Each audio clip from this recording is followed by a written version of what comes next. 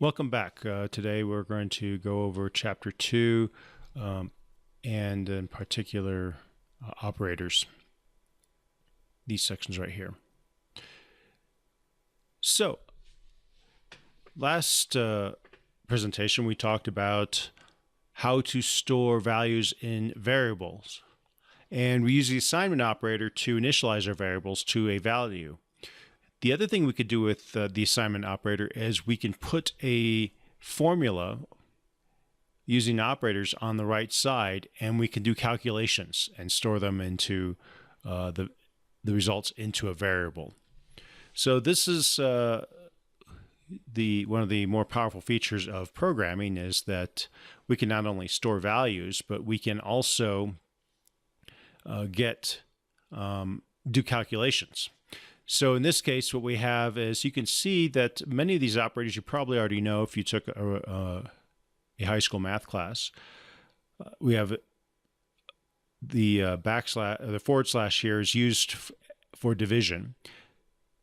The plus here is used for addition. A minus sign would be used for subtraction. For multiplication, however, with programming, we have to use an asterisk. So this formula basically takes the literal value 9.0, divides it by 5.0, and it does that as a floating point calculation. And then it takes that and multiplies it by whatever is in this variable, ctemp. So possibly some value was stored in it earlier on, and whatever's there, the value that's stored in that variable will then be multiplied with the result of 9.0 divided by 5.0. And then that entire result will be added to 32.0, and that result will then finally be stored in the variable ftemp.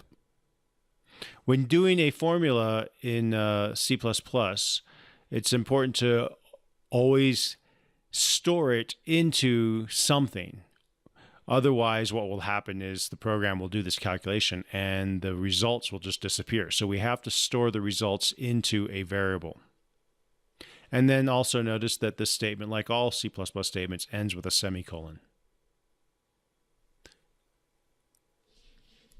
So the assignment operator takes a value on the right side, an R value, and stores it into a variable that's on the left side, or an L value. And so here we have an example where we are assigning 15.34.34 into balance. 8 is being stored into end pipes. And you can actually also set the whatever happens to be in a variable into another variable. So here the value stored in Y is being assigned into the variable X.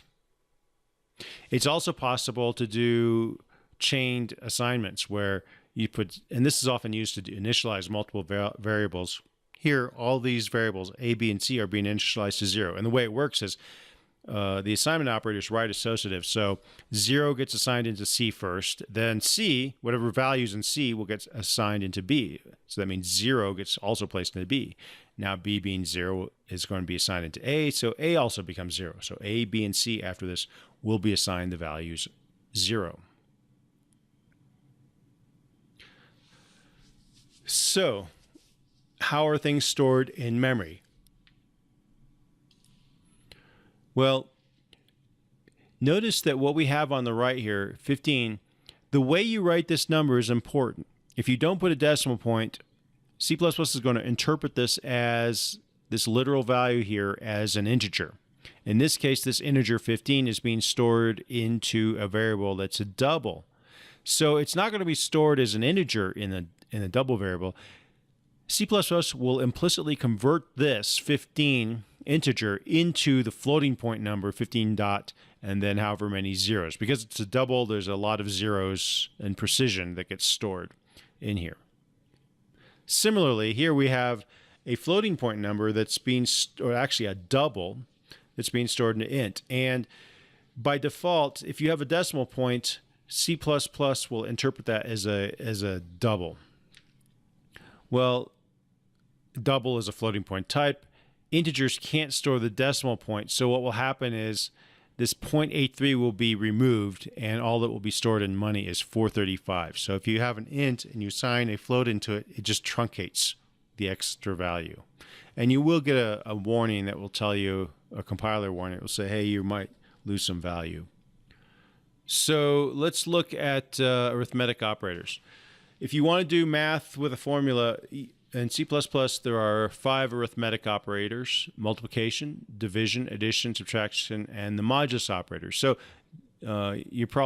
everyone's usually very familiar with these. The modulus may be something that you might not have remembered.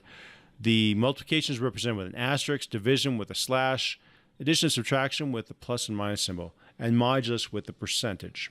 So the modulus operation is really just the remainder operation. It's similar to division, except that rather than returning the value by dividing two numbers, it returns whatever the remainder is. So with the results that get returned depend often on what's on the others, what the operation is being done, what types of variables or literals are being used. So if the two values on which an operator is working are integers, you're going to get an integer as a result. If the operands are floats or doubles, then you'll get a double. And if there's one integer and one double, or one integer and one float, the result is a double. So if there's any decimal value or floating point value in the operation at all, it'll become a double. Otherwise, you get an integer. And the modulus operator only works on integers, so you're always going to get an integer back with a modulus. So here's an example where we are dividing 3 into 16. 3 goes into 16 5 times. And what that would look like here is we're declaring some variables. So int a is equal to 16, b is equal to 3, and then we have c and d. So notice that the initialization operation there's some assignment operations being done in this variable declaration, which you can do to separate everything by commas, and that works just fine. A will be initialized as an int with 16, b will be initialized as an int with 3, c and d will just be integers with no starting value. And here, c is being assigned the value of a divided by b. So a is 16, and b is 3, so 3 goes into 16 5 times, and there's one remainder. So c will have the value 5. Because 16 divided by 3 is 5. D, on the other hand, we're using the modulus operation. And so the modulus operator is going to return the remainder. And the remainder for that operation is 1. So D will get the value 1. Here's another example. We have Q is equal to 234, R is 14, and then we have S and T. S is getting the results of dividing Q by R. So 14 goes to 234 16 times, which is what S will be. And T is being assigned the value of Q mod R. And so if we take that operation, the remainder is 10, so T will become 10.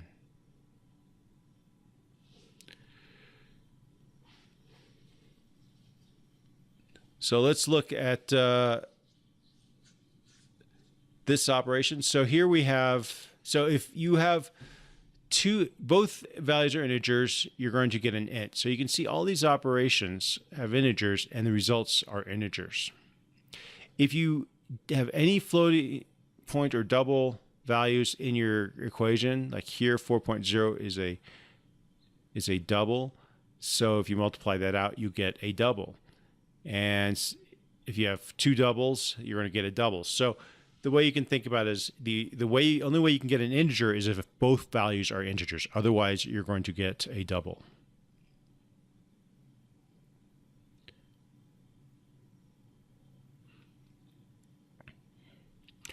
Now, this also applies when you have more complex formulas, and you have to look at each individual piece. So let's look at this first quadrant up here. X is equal to 2 plus 5.0 times 4 minus 6.0 times 7 divided by 2. And this is where operator precedence applies. So all the multiplication and divisions are going to be done first because that takes higher priority. And then the addition and subtractions are done next. And those things are done from left to right. So the first multiplication or division operation on the left is 5.0 times 4. So we can see that that calculation results in 20.0. And these decimal points are important when you look at this graph. The integer 4 times a double will return a double. So you see that's why 20.0 is shown here as 20.0 and not 20. It does inside when the computer does this calculation, it's going to calculate that as a double. Over here, the next operation then would be the 6.0 times 7. And so now that's going to be 42. And again, because 6.0 is a double, it is a double. Next, we have the last remaining multiplication or division is this 42.0 divided by 2. Again, you would get a double, 21.0. Now we are going to do the addition and subtraction starting from the left. So 20.0 plus 2, we have a float, we have a double and an integer, so we get a double. And then we do the final operation and we end up with a double. So same thing over here, only now we're using parentheses. And so that's going to change the order of operations. Everything in the parentheses gets calculated first. So 2 plus 5.0 will yield the double 7.0. Then the next parenthetical operation is done. And there's actually three operations here. There's two operations, the multiplication and the division. So this multiplication is done first, which yields a double. Then the division happens next. And you can see that that would make a big difference because if we did the division first, we would get 3. We wouldn't get 3.5 because that would be integer division. But because the 60.0 and the 7 are done first, this becomes is a double, and now we're doing more. We have a double and an integer, so this is all done as floating point calculations. Finally, we get 21 here at 0.0. The multiplication is going to be done first on this side, which leaves another double, another floating point value, and we end up with a floating point result. Going to this next one, again, the parentheses happen first, and within the parentheses, the multiplication is going to happen first. So we get a 20.0, subtract 6. That gets done next to give us 14. We have the multiplication and division, so the multiplication is next, then the division, and then finally, we're adding a double to a integer, so we get a double. Continuing on, we have the same type of operation. Parentheses happen first, multiplication goes first, and within those parentheses, then the subtraction, then the first multiplication, then the next division, and then the subtraction. So it's important to follow. You have to look at your formulas piece by piece, because if you had two integers somewhere in here, you can get some different or odd results. So C++ code looks similar to algebra, but it's different. It's not quite exactly like algebra. It's very similar, but there are slight changes. We saw already how the assignment operator really isn't equality. It's assignment. It's putting a value into a variable. And when you're writing code for a complex equation, it often makes sense to break your assignment up, your calculation up into multiple lines, doing it at a piece of time and storing the intermediate results in variables, and then using those variables in the next steps. That's often easier than writing one big long equation. And here we can see some examples of some right ways and some wrong ways to write a formula. So over here we have the algebraic form of an equation, v equals, or the mathematical form. And this is what you would see in your math class. But when we write it with code, we can't multiply these two values just by putting the parenthetical results next to each other like this. This will cause an error. You have to put the asterisks between this to tell the compiler that you're multiplying those results together. In the second example, you can see here, there are some languages which will use a double asterisk for exponentiation, but we don't have that in C++. To do exponentiation in C++, you have to use this power function, And in parentheses, you put in two parameters. These are the parameters of the function. And you have to put what you want to raise to a power and then what the power is you want to raise it to. So this will raise rad to the second power.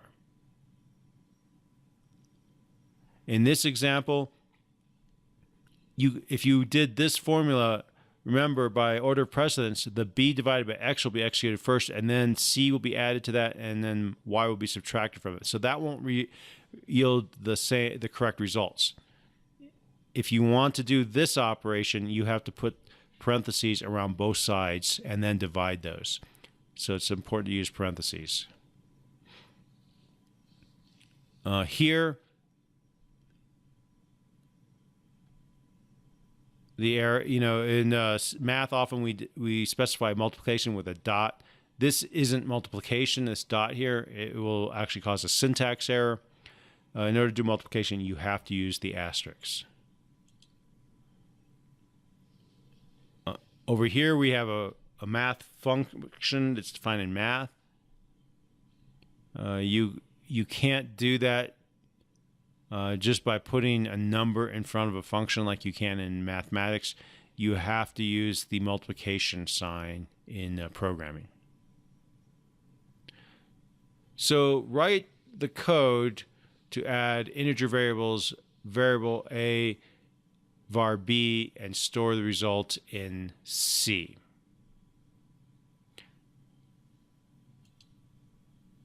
So what that will look like is this. We want to add a variable A, var A, and var B. So if we were to add those together, it would look like this. But if we just did that with our code, that would not work very well. It would just do that addition and then it would throw away the results. So we need to always remember that if we do a calculation, we need to store it somewhere. So the way you would write that is like this: var A plus var B, and assign that result into var C.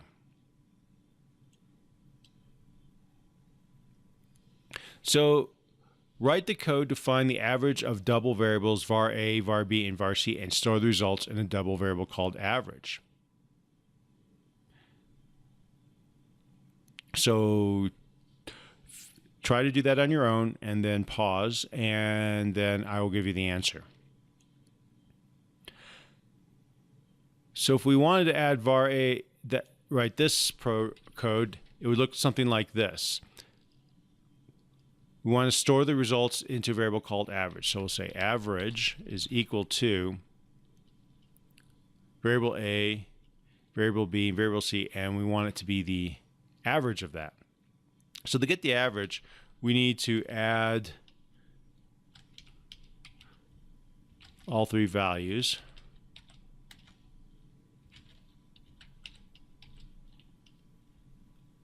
And then we need to divide by 3. So would this work? Well, not really, because var C would be divided by 3, but var A and B would just then be added to that. So that's not going to give us the correct results. We have to use parentheses here. And so this code would look like that. Var A, B, and C would be added together, then the results would be divided by 3. And of course, we always need to put a semicolon at the end of our code.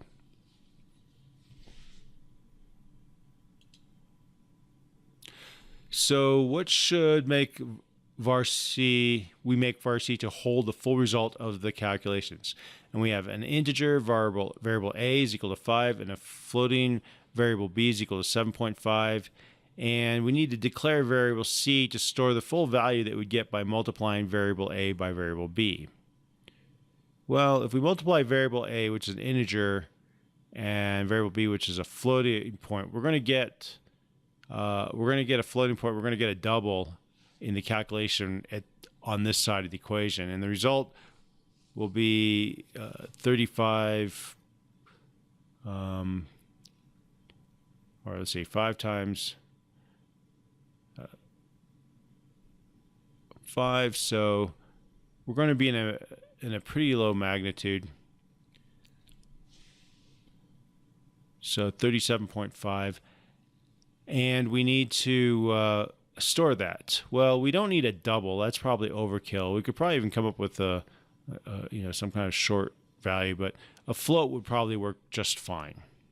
So we can store this float and declare variable c as a float, and that will store the results that come from this equation.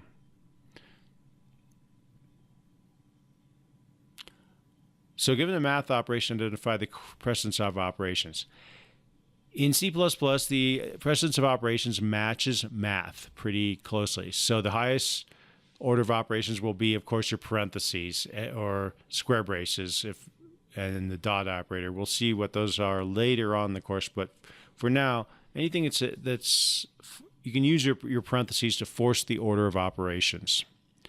The next order are the arithmetic operations of multiplying, dividing, and the modulus operation. And notice, all these are put on the same line because they don't multiply isn't more important than divide.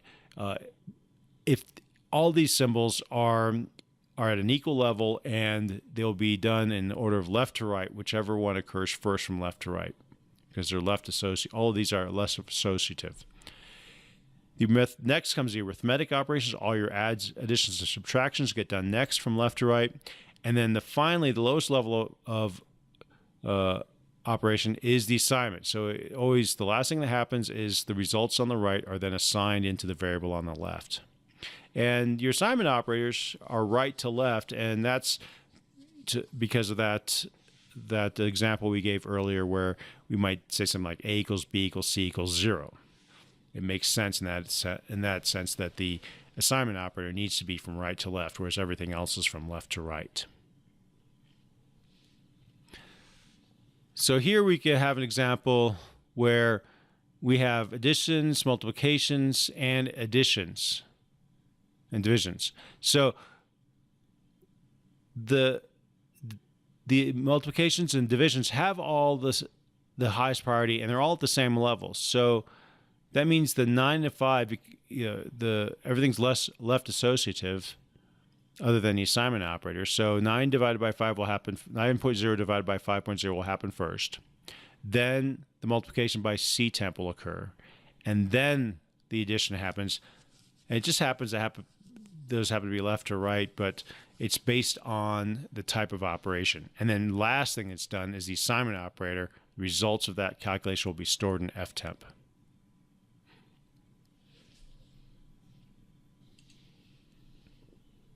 Here are 4 examples of operator precedence. So we can see here we have several operations. Obviously, the assignment operator is done last. And you can see the multiplications happen first, then the additions. Again, here, the things in the parentheses going to force that operation first, which is an addition, then the multiplication, the division, then the multiplication, and then finally the fourth. And the last one, first is the division, then the multiplication, and then we go through the additions, and then we assign. So those all will follow the rules that we discussed. So let's look at this operation. What's stored in variable A?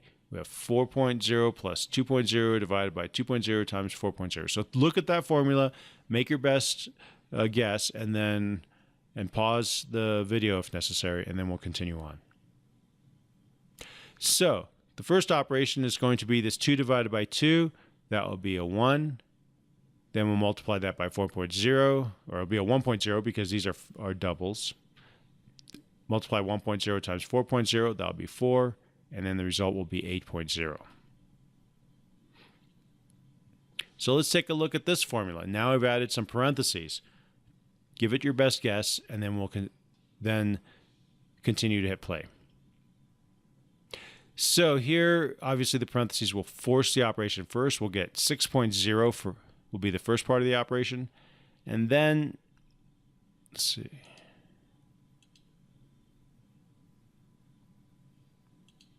So we'll get 6.0. And then we have divided by 2.0 times 4.0. So now that we have that. The next order is going to be the divisions and the multiplications. Divisions going from left to right. So that's going to be first.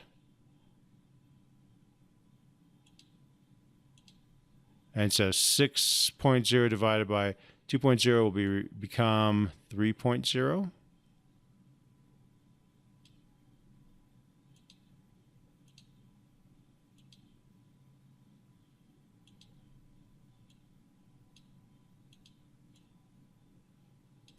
And then we have 3.0 times 4.0, which will be 12.0, which will be this one.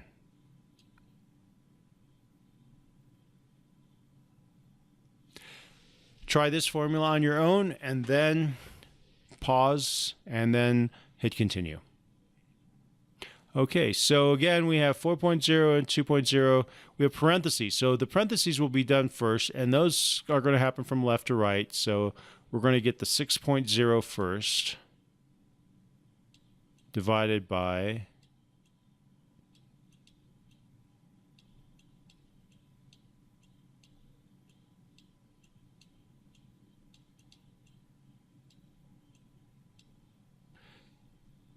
and now, of course, the parentheses are going to take precedence over the division. So we'll get 6.0 divided by 8.0. And 6.0 divided by 8.0 is going to be 0.75. And notice that these are all floating points, so they're going to stay floating point or doubles all the way through. And that would be this answer.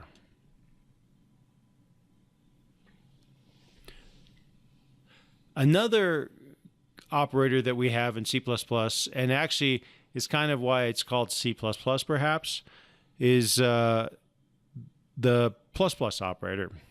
And this is called the increment or decrement operator. You can write it with the plus at the beginning or at the end. And it's the same thing as saying I is equal to I plus 1. So it's called the increment operator because it basically just adds 1 to whatever there is. And there's a lot of instances, especially when we get into loops, where this is a very useful operator. It's a shortcut. Here we have 3 characters, and there we have 5 characters. So I don't know if it's a huge savings in key clicks, but it is more succinct, and it just understand that what you're doing is you're adding 1 to itself and then storing it back into itself.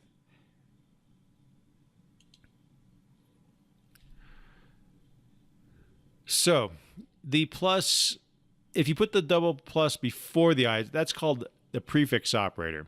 If you put it afterwards, it's the postfix operator. And for the most part, they do the same thing. However, there are instances where you'll get a slightly different result. And that happens when you're doing assignments. So if you do a plus operation on the right side of an assignment operator, depending on whether you're pre-incrementing or post-incrementing, if you put the plus before, the increment operation will happen before the assignment operation. If you put the double plus after the variable, the increment will happen after the assignment. So in this case, M starts off, M is going to be assigned the value of I. And so assuming that I starts off, I suppose, starting as a 5, then here in this instance, since the plus is before the I, the increment's done first. So I will become I plus 1, since I is 5. 5 plus 1 is 6, so I is 6. And then that 6 will be assigned into M, so then M will become 6. With the post increment, the increment operation happens after the assignment. So whatever value is in I, which is 5, will be assigned to M first. And then the increment operation will happen and I will become 6. You can do this increment with the plus. You can also do a decrement operation with a minus. So in this case, if we pre-decrement, we're going to do the decrement first. So 5 minus 1 will become 4, and then 4 will be assigned into M because the minus is before the I. If we put the minus after the I, the assignment's done first, so 5 will be assigned to M, and then I will be decremented. Another operator that a shortcut for operations we have is called the accumulation operator. And this is often used in loops later on when we want to tally up a series of numbers, perhaps. So the accumulation operation basically is adding a plus or a minus or a multiply or divide in front of an equal sign. And these are equivalent. So if you say sum equals sum plus x, that's the same thing as saying sum plus equals x. And basically it allows us to not have to write the variable name twice. Similarly with subtraction, if you want to accumulate subtractions, you would say diff is equal to diff minus x. And instead of having to write diff twice, you could just say diff minus equals x, and it does the same thing. So let's take a look at this example. What will happen, what would the output be if we say int variable a is equal to 5, and then we pre-increment variable a and output it? So this is the cout command. You used it in when you did hello world, and you can also, you not only can output strings with the double quotes, but you can also output the results of variables. So in this case, what we're outputting is the results of variable a. Now it's pre-incrementing, so which one will we get? Take a look at it, and then pause if necessary, and then continue on. So we're pre-incrementing. That means that we're going to do the increment operation first. 5 will add 1. That becomes 6. So what we'd expect is that answer. We should get a 6. Now take a look at this problem. Here, notice the plus plus comes after the variable. So try to figure out what the result will be, and pause if you need to, and then we'll continue on.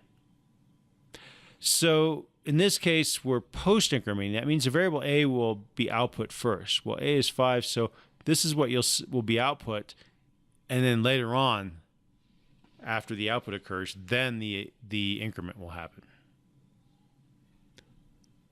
Let's take a look at this example. We are pre-decrementing variable a, and it's starting out at 5. Pause, think about the answer, and then continue. So it starts at 5, and we pre-decrement. We subtract 1 from 5 initially. That would give us the 4. That's what would be output. Here we're post-decrementing. So again, try to predict pause, figure out the answer, and then hit continue. So in this case, we're post-decrementing, which means that we're going to do the output first. So 5 will be what will be displayed, and then we will do the decrement.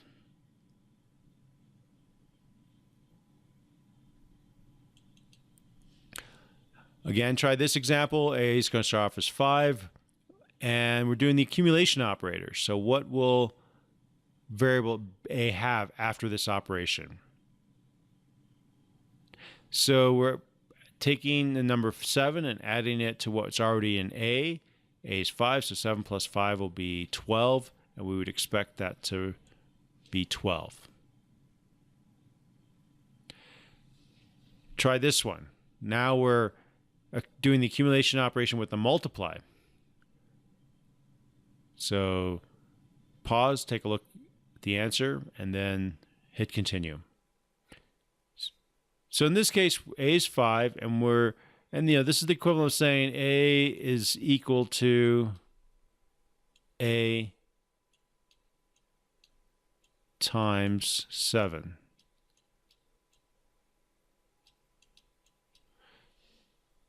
So that formula is the same as that. Well, A is 5, so 5 times 7 is 35. So that's the same as saying A is equal to 35.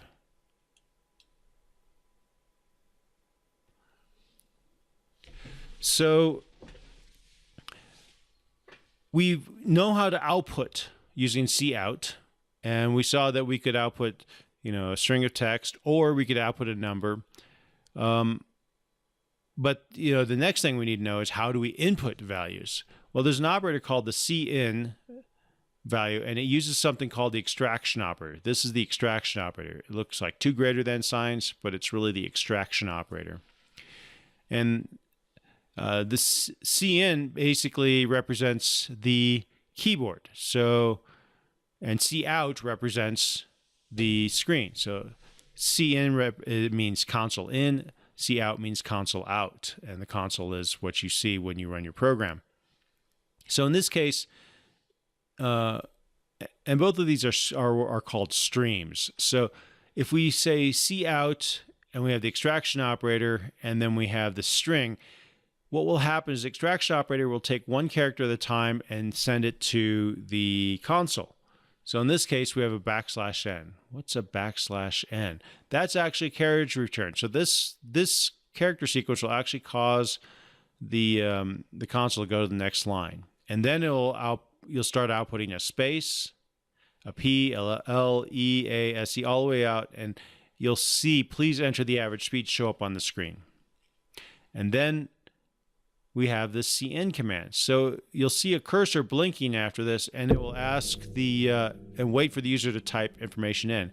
Whatever you type in at this point, the extraction operator going in the opposite direction will take whatever the person types in keyboard and put it into speed. So if they start typing numbers, and since speed presumably is maybe a float or a double, it'll put those numbers, as long as it's getting things that can be used to make a number, it'll put those into that variable.